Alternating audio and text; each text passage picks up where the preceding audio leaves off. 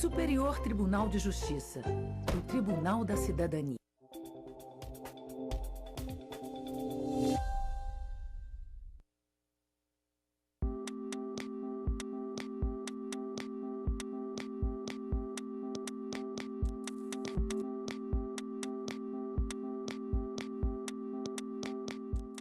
No Saber Direito, as aulas são sobre direito de sucessões, teoria e prática. Quem explica o tema, suas subdivisões e aplicação é a professora e advogada Ana Brocanello.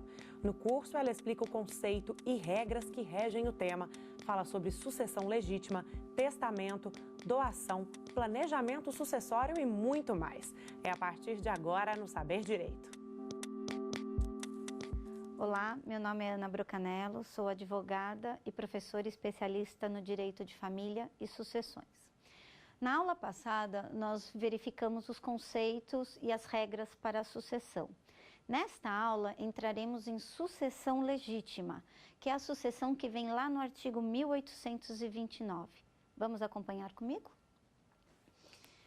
No artigo 1829, vem trazendo quem são os herdeiros necessários, herdeiros legítimos. O que isso necessariamente significa? Significa que são os filhos, que são os descendentes, os ascendentes, pais, avós, ou os cônjuges, esposa, marido, mulher, daquele que é o autor da herança. Neste caso, a sucessão legítima vem dizendo para a gente quem serão os herdeiros e como se dará esta sucessão. Dentro do nosso artigo, dentro do nosso campo da sucessão, é o mais importante. Por quê? Porque é nele que está todas as regras, é nele que vem dizendo a parte legítima, que vem garantindo aquele 50% que a pessoa deve, no caso, manter fixa para aqueles herdeiros, é a parte que vem dizendo depois onde nós vamos poder testar a diferença daqueles nossos bens, onde que nós poderemos manter aquela situação. Então, vamos lá. No artigo 1829, trata-se então dos descendentes no seu inciso 1º, em concorrência com o cônjuge. Este será um tema que nós passaremos brevemente, pois é o tema da nossa terceira aula, porque há de ser verificado a sucessão no casamento, que é diferente da sucessão ainda hoje da união estável. Então, no nosso artigo 1829, no seu inciso 1º, fala da relação dos filhos, da herança em relação aos filhos e os cônjuges. Em relação aos cônjuges, nós deixaremos para estudar na nossa terceira aula, pois será tema, inclusive, discutindo sobre a união estável também. No nosso inciso 1º, nós viremos falando da sucessão de filhos concorrentes com cônjuges. O que significa concorrência? Essa é a palavra-chave para a sucessão. É a novidade trazida pelo Código de 2002, pelo Código Civil de 2002, e que vem dizendo, o que vem falando, o que seria concorrência?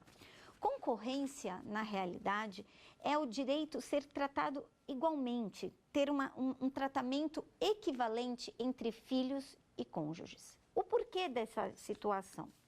Porque antes do Código de 2002, nós não tínhamos, o Código não trazia a questão do afeto, não trazia a questão, hoje, que é a palavra familiar, que é a palavra que define as famílias, que vem definindo os códigos e as relações, que é o afeto. Vinha simplesmente tratando a sucessão como questão patrimonial. Nessas questões patrimoniais, fazia-se com que a perpetuidade desta família se desse através dos descendentes. Então, a sucessão desprotegia de uma certa maneira aquele cônjuge, deixava com que, após a morte do autor daquela herança, aquela pessoa ficasse desabrigada. Por quê? Porque todos os bens, todas as questões patrimoniais iam em relação ao descendente. Hoje, no caso da concorrência, faz com que haja um equilíbrio melhor nesta situação. Faz com que o cônjuge seja privilegiado, tenha uma situação de destaque dentro dessa sucessão. Traz ele como uma pessoa tão importante quanto os descendentes e como os ascendentes. Nessa situação, nós teremos, como eu já disse, o grau de parentesco em linha reta. Então, os filhos, nesse caso, os descendentes, que poderão também ser representados através dos netos, numa questão de representação, que nós veremos ali mais para frente, vem dizendo o quê? Que esses descendentes, uma vez que exista um cônjuge vivo, serão co-herdeiros. O que significa isto? Herdarão os bens. Porém, neste nosso inciso, nesse nosso artigo, há uma grande confusão entre regime de casamento e sucessão. Os legisladores não tiveram o cuidado de separar tais itens. Uma vez que você, ao casar, ao escolher o seu regime de casamento, está tentando proteger a relação enquanto vivo, nada tendo a ver quanto à sucessão dos seus bens. Porém, isto não foi observado e traz, então, uma grande confusão ao misturar no inciso primeiro o regime de bem com a sucessão em si. Vamos ler o que significa, o que vem dizendo o nosso inciso primeiro. Aos descendentes em concorrência com o cônjuge sobrevivente, salvo se casado este com o falecido no regime da comunhão universal ou no da separação obrigatória de bens, ou se no regime da comunhão parcial o autor da herança não houver deixado bens particulares. Este inciso, a gente vai estudar ele a fundo. A questão desses regimes nós estudaremos a fundo no terceiro. Então, nós nos atinaremos neste momento, ateremos exatamente na primeira parte em relação aos filhos, certo? Então, uma vez aberta a sucessão, serão chamados estes herdeiros necessários, estes descendentes a virem concorrer na herança. Como se dará isto? Uma vez aberto esta sucessão, o pai, a mãe que veio falecer, os pais, as mães, hoje com a questão, né, das uniões homoafetivas, das questões da parentalidade vinda através do mesmo sexo, uma vez que eles vêm, eles herdarão, né, destes pais, desses genitores, assim digamos, os bens. E como que se dará isso? Uma vez eles existentes, vamos verificar. Existindo cônjuge, ele herdará 50% daqueles bens. E por que nós falamos 50%? Porque a nossa legislação o assim determina, dizendo que a parte legal, a parte legítima da ação seria 50%. Obrigatoriamente, ele herdará esta parte, podendo os outros 50% terem sido deixados por testamento para outras pessoas, outros herdeiros, não necessariamente. Teremos que verificar na questão de quando há a sucessão legítima feita através de filhos, se este pai já houve doação de bens antecipadas, se ele já houve adiantamento desses valores a serem recebidos, o porquê desta concorrência, o porquê de certos itens verificados. Então, no nosso artigo 1829, no inciso 1º, vem dizendo a questão sobre a legítima. No inciso 2º, virá sobre a concorrência dos ascendentes com os cônjuges. Neste caso, o regime de casamento não prevalece. Independente de como ele ocorrer, essa sucessão se dará entre o cônjuge sobrevivente e os pais que ficaram vivos do autor da herança. Neste caso, não será dividida de uma maneira igualitária entre os sobreviventes e o cônjuge. No nosso inciso 3º, haverá a questão do cônjuge herdando isoladamente. Neste caso, o regime de casamento pouco importará. Ele será herdeiro exclusivo do autor da herança. No caso do inciso 4º, será a sucessão dos colaterais até 4º grau. Quem são estes? Meus irmãos, meus tios, meus primos, meus tios-avós. Ou ainda os os sobrinhos netos neste caso. Vamos verificar, então, a nossa primeira pergunta? Quando uma pessoa escolhe o regime de casamento, isso influenciará não só no divórcio, mas também no caso de sucessão? Realmente é muito interessante essa pergunta. Como nós falamos, o regime de casamento acabou sendo confundido para a questão do bens feitos em vida e para a questão pós-mortem na sucessão.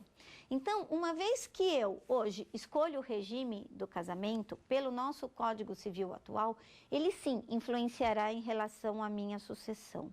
Mas, para que se dirima essa questão, para que se resolva esse questionamento, há umas outras maneiras que ao longo da sua vida você pode resolver, como através de testamento, até mesmo a modificação desse regime ao longo desta vida.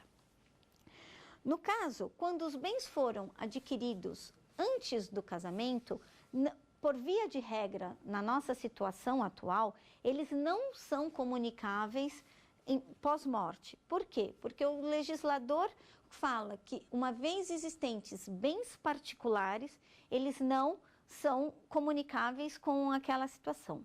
Porém, há uma questão que nós precisamos verificar para se resolver o 1829 de uma maneira geral.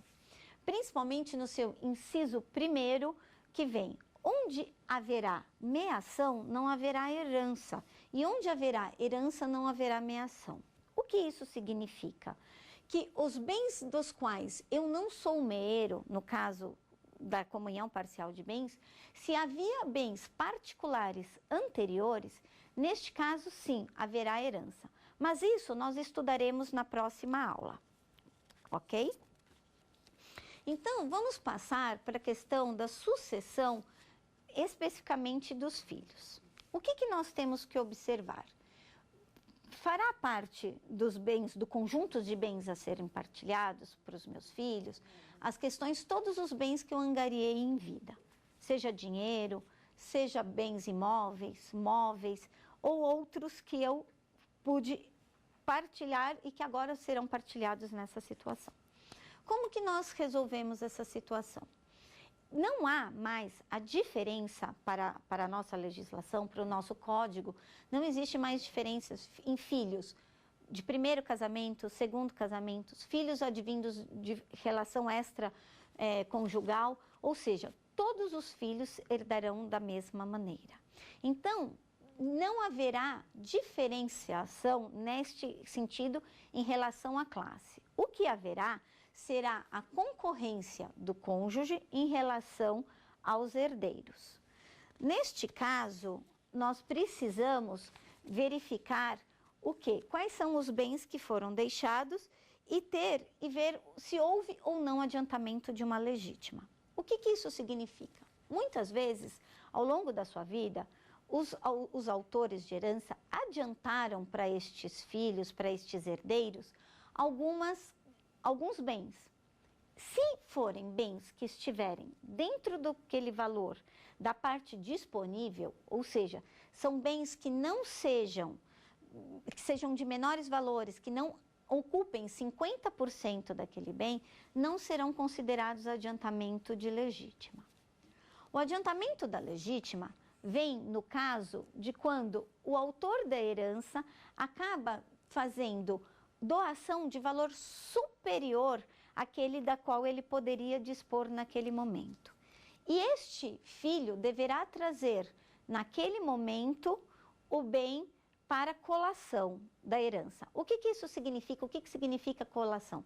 É você trazer o bem que foi doado anteriormente para que seja colocado na herança, verificado se dentro do seu quinhão aquele bem supera ou não a quantia que você receberia naquela situação. Uma vez que este bem não supera essa parte, ele pode ser, de uma certa maneira, dispensado de ser trazido a esta colação. Ou, se ele é considerado adiantamento da legítima e esses quinhões serão verificados e ajustados no final. O tema da sucessão legítima dos filhos confunde-se muito com a dos cônjuges. Cada situação nós verificaremos exatamente na terceira aula, quando falaremos dos regimes de bens e a situação de cada tipo de herança. Passaremos, então, a falar da questão dos ascendentes concorrendo com os cônjuges. Neste caso, verificaremos que pouco importa, como eu já disse, o regime de casamento. E isso o que significa? Significa que eles herdarão em igualdade. Havendo, por exemplo, pai e mãe vivos daqueles cônjuges, daquele cônjuge falecido, daquela pessoa, do autor da herança, daquela pessoa que faleceu, o cônjuge herdará 50% dos bens e esses pais 25% bem. Por quê? Porque neste caso, a herança por cabeça que nós falamos, estarão os pais em pé de igualdade, herdando 50% do patrimônio e neste caso, o cônjuge fica com a outra parte. Não podemos confundir herança com meação, certo? Meação é aquela parte onde você, ao longo daquela relação, angariou através de bens onerosos, de esforços comuns das partes, parte do patrimônio. Ou seja, quando um autor da herança falece, automaticamente, se você é casado no regime da comunhão parcial de bens, na comunhão universal ou até no regime dos aquestos, nós verificaremos que esse patrimônio angariado ao longo desta vida em comum serão partilhados. Então, neste caso, você será meeira e não herdeira. No caso dos herdeiros, herda-se, então, portanto, 50%, que seria a parte não feita da meação. Então, nós temos, por exemplo, para vocês entenderem melhor e a gente se fazer mais fácil um exemplo, nós temos uma casa, do qual foi comprada por um casal. Metade desta casa pertence a ela, por exemplo, e a outra metade a ele. A parte que cabia a ele e deixada como herança, desta parte, ela, ao ser meeira, não possuirá herança. Ela possuirá apenas a meação dos 50%. Deste 50% que lhe cabe, no caso de ser uma herança de ascendentes, não tendo filhos, ela entraria num inciso segundo, onde os ascendentes concorreriam. O que significa? Concorrem na herança através do quê? Dos bens. Neste caso, esse 50% seria metade do pai, metade da mãe. Porém, vamos supor que este bem tivesse sido adquirido por ele antes do casamento. Neste caso, este bem seria herança. Como nós dissemos anteriormente, onde há meação não há herança e onde há herança não há meação. Neste caso, como ela não é meeira, ela entra para concorrência com os ascendentes e passa a ser herdeira desses bens, fazendo jus, assim, neste caso, 50% dos bens. Haverá também, no inciso 3º, o caso dela ser herdeira, a cônjuge ser herdeira exclusiva do autor da herança. Neste caso, pouco importa e é um inciso super tranquilo de ser discutido, porque ela ficará não só com os bens anteriores, como também com os bens posteriores. Porque no caso dos bens anteriores, será herança, e nos casos dos bens posteriores, será meação, ou seja, parte meação e parte herança. Então, este é o inciso, ao nosso ver, mais tranquilo do 1829, o menos polêmico e o mais tranquilo deles todos. A sucessão do inciso 4º, que trata-se do inciso dos colaterais. O que são colaterais? Aqueles parentes pelo nosso inciso até o grau 4º, ou seja, a parente entrando em linha reta, né? Subindo, como a gente já explicou na primeira aula, que serão nossos irmãos, sobrinhos, tios, primos, tios avós e sobrinhos netos, virão agora através da nossa segunda questão. Vamos verificar? Se uma pessoa vir a falecer, seu irmão é automaticamente considerado herdeiro? A resposta para esta pergunta virá no inciso 4º, onde fala da sucessão dos colaterais. Neste caso, precisa ser verificado que na ausência dos inciso 1º, 2º e 3º da sucessão do artigo 1829, os irmãos serão chamados à colação. Na falta destes irmãos, serão os sobrinhos, que trata-se, portanto, do direito de representação. Os irmãos serão considerados parentes no terceiro grau. Neste caso, teremos que verificar algumas situações adversas. Com as situações familiares hoje em dia, muito se fala de irmãos unilaterais e bilaterais. O que isto significa?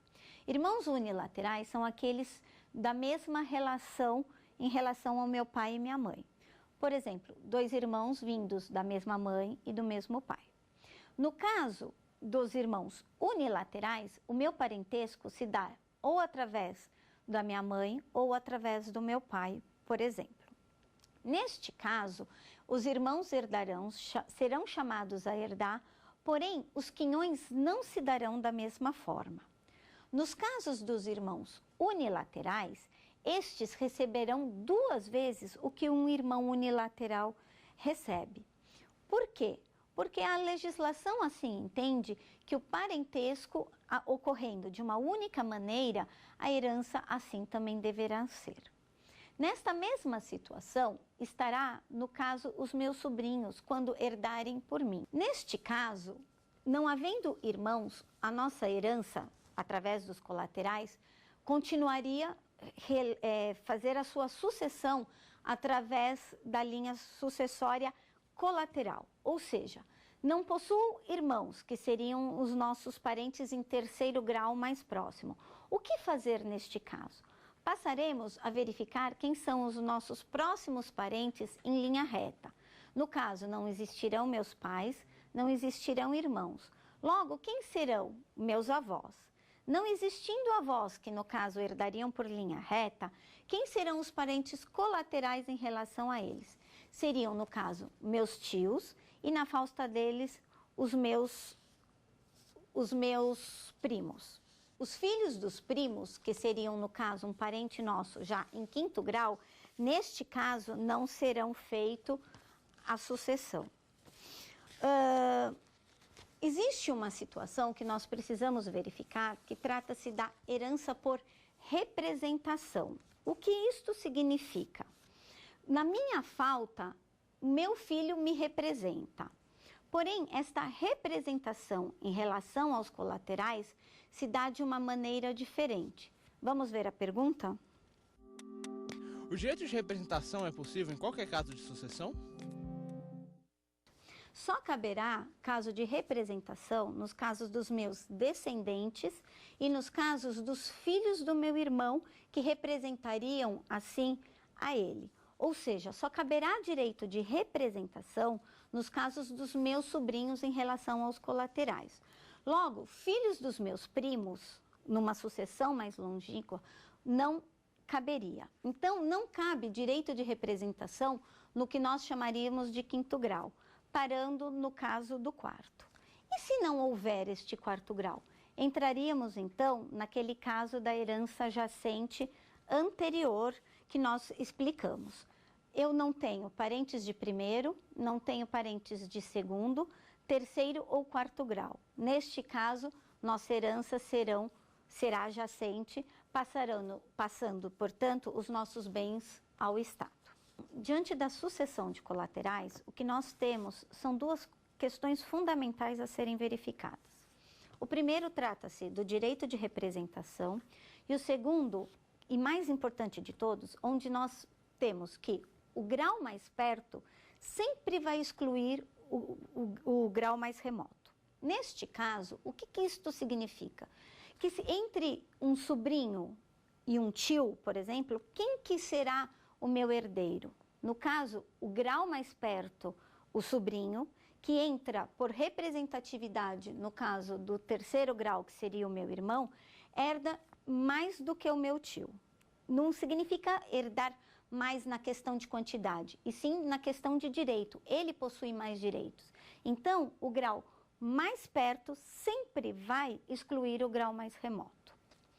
Na questão da representatividade, então nós só vamos ter representação em 2 situações. No caso dos meus netos representando os meus filhos e os meus sobrinhos representando meu irmão. Neste caso, a representação, então, vem falando dos meus sobrinhos. Somente neste caso poderá ocorrer a representação. meus sobrinhos representarão, neste caso, o meu irmão, excluindo um grau mais remoto, no caso, por exemplo, os meus tios. As regras da sucessão dos colaterais têm que ser observadas. São 7 regras que nós veremos a partir de agora. A primeira é o caso de quando eu deixei um irmão, por exemplo, bilateral e um irmão unilateral. Neste caso, meu irmão bilateral herdará duplamente o que herdará meu irmão unilateral. Por quê? Porque pela regra diz que de filiação que seria filiações diferentes. Como este meu irmão já herdaria através do próprio pai, de outra situação, herdaria apenas uma única vez em relação aos meus pais. Neste caso, a representação dos meus sobrinhos se dá da mesma maneira. Esta é a nossa primeira regra. Então, que o direito de representação transversal somente se dá em relação aos sobrinhos. A segunda regra vem em relação ao grau que se dá de irmãos bilaterais quando concorrem de unilaterais.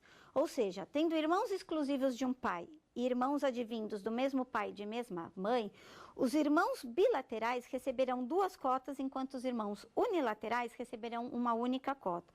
Ou seja, a divisão neste caso não se dará por cabeça, e sim por grau de parentesco. A terceira regra vem relativa à sucessão dos colaterais. Não havendo irmãos bilaterais e somente irmãos unilaterais, estes sim receberão por cabeça. Serão independentemente do grau do genitor. Ou seja, explicando para melhor entendimento. Eu só tenho irmãos unilaterais por parte de mãe. Não havendo outro grau, eles herdarão unicamente exclusivo por cabeça. Ou seja, 3 irmãos, cota dividida em 3. 2 irmãos, cota dividindo. Por quê? A divisão por grau somente se dará em relação a outras questões. A quarta regra vem no artigo 1843, que diz que na falta de irmãos e de sobrinhos, somente aí é que herdarão os meus tios, colocando assim uma ordem hierárquica em relação ao terceiro grau. Então, nós temos 2 tipos de parentes de terceiro grau, os irmãos e os tios. Os irmãos em relação aos meus pais e meus tios em relação aos meus avós. Neste caso, há uma hierarquização. Meus irmãos são mais próximos, portanto, excluindo os mais remotos, que são meus tios. Portanto, nós temos aí, valendo a primeira regra que nós utilizamos. A quinta regra diz que, no caso da concorrência entre herança somente de sobrinhos, ou seja, somente os meus sobrinhos concorrendo, neste caso, eles herdarão por cabeça. Por quê?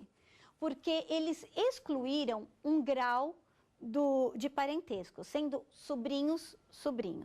Independente se eles serão unilaterais ou bilaterais. A questão dos unilaterais e bilaterais só vai valer quando estes concorrerem com tios. Ou seja, numa sucessão do meu irmão, na minha sucessão em relação ao meu irmão, eu tenho 2 irmãos, um pré-morto e outro vivo. Este vivo, sendo meu irmão unilateral, por exemplo, receberia metade do que receberia meu irmão unilateral. Neste caso, os meus sobrinhos, por representação, herdarão esta parte do meu irmão e o vivo. Então, eles concorrem em graus diferentes. Ele concorre por representação, o que o pai herdaria se vivo fosse. Ou seja, herdaria o dobro por uma questão que o meu irmão bilateral herdaria o dobro. E o unilateral seria uma herança de uma única cota. Porém, não existindo essa diferenciação de graus, excluindo-se, por exemplo, a segunda classe, ou seja, no caso a terceira, né, que nós falaríamos dos irmãos, os meus sobrinhos herdarão todos por cabeça de uma maneira igualitária, não importando se são sobrinhos unilaterais ou bilaterais. A sexta regra nos traz a questão realmente desses sobrinhos quando herdam, herdam em relações a serem unilaterais e bilaterais. Neste caso, os filhos dos irmãos, como herdam por representação, acabam herdando, seja bilateral ou unilateral. Como que isso se dá? Trata-se, novamente, da distinção entre parentescos de um único grau, ou seja, advindo de uma única filiação, e parentesco advindo de duas filiações. Então, ao mesmo tempo que estando todos os herdeiros na mesma classe, nós excluímos, então, havendo a exclusão de classe, nós herdamos por cabeça. Porém, sem que haja essa exclusão, nós herdaremos, sim, com distinção do que serão unilaterais ou bilaterais. Lembrando sempre que toda essa parte da herança por cabeça, a herança vem a partir do artigo 1840. A sétima e última regra, que é praticamente uma complementação da nossa quinta e sexta regra, diz que na falta destes eram todos por cabeça. Então, voltando, vamos fazer um resumo para sim facilitar o que nós estudamos nesta segunda aula. Nós vimos parentes em linha reta e parentes em linhas colaterais. Nos parentes em linha reta serão nossos descendentes, ou seja, filhos e netos, bisnetos. Ascendentes, os nossos pais, avós, bisavós. Não há grau em linha reta, sendo-se simplesmente todos considerados infinitamente. Não há grau neste caso. Já no caso dos parentes colaterais, serão considerados a fins sucessórios somente nossos parentes até quarto grau. Esta linha sucessória virá através, primeiramente, da linha reta, primeiro como meus pais em relação aos meus irmãos, em segundo, os meus avós em relação aos meus tios ou em relação aos meus tios-avós. Neste caso, lembrando que os parentes em linha reta, a sucessão em linha reta virá no artigo 1829, parágrafo incisos 1º e 2º, e o cônjuge isoladamente através do inciso 3º, e os colaterais virão através do inciso 4º.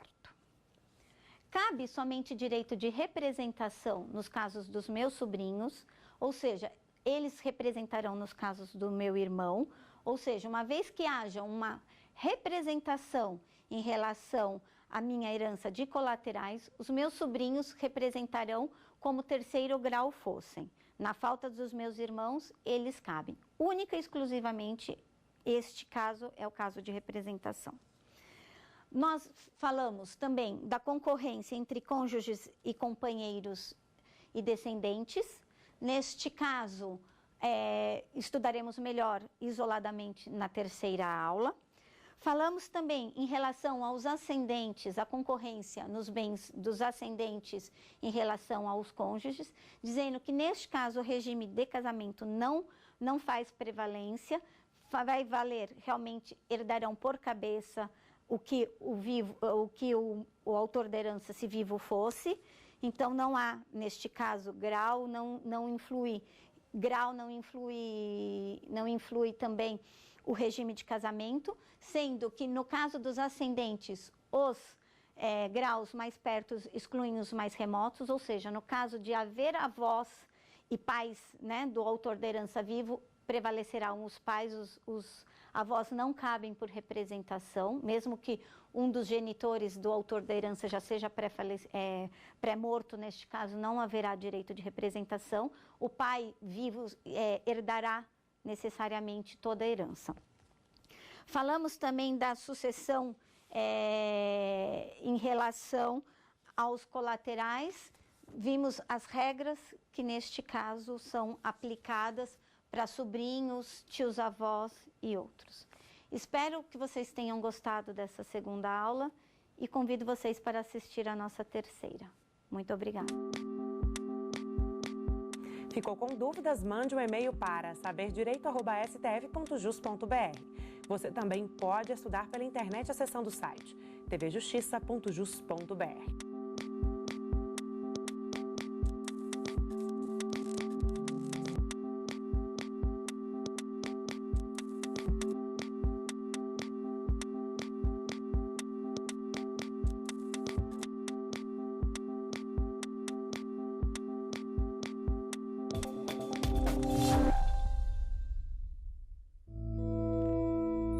Não se pode falar de comércio